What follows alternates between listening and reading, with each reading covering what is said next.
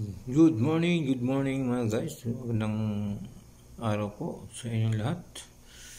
Sa mga nandito po sa Saudi Arabia, sa Middle East.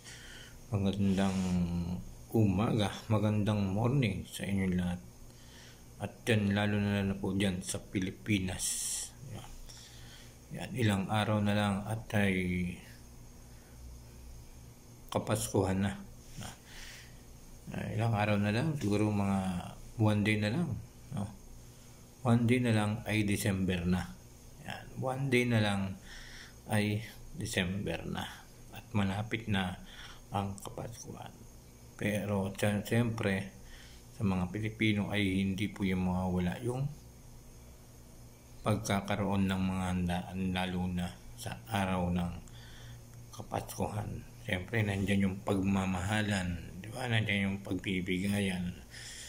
At siyempre ang ibang Pinoy, ang karamihan sa mga Pinoy, lalo na kung mayayaman, ay talagang maraming handaan yan, no? Maraming Noche Buena, maraming pagkain na nakahanda sa pagkainan. Pero ang sabi daw, yan, merong mga nakikita natin sa post, ang sabi ng DTI ay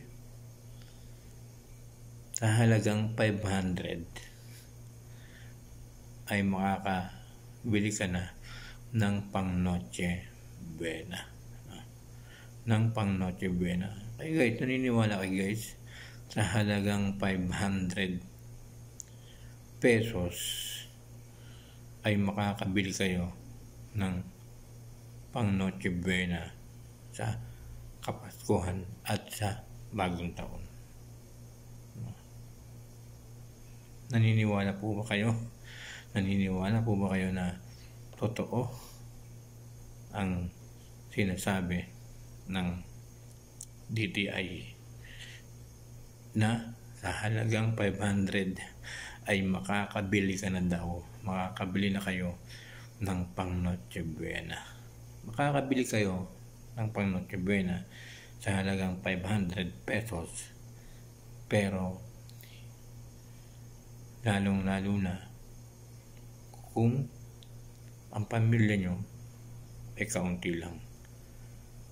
Kasi yung halagang 500 pesos, mga kapatid, mga kaibigan, ay pang 2 tao lang o pang 3. Depende na lang kung marami kayong pamilya sa inyong bahay, no? Depende na lang kung marami kayong pamilya sa inyong mga bahay. Ay mahirap po yan mga guys, napakahirap po yan.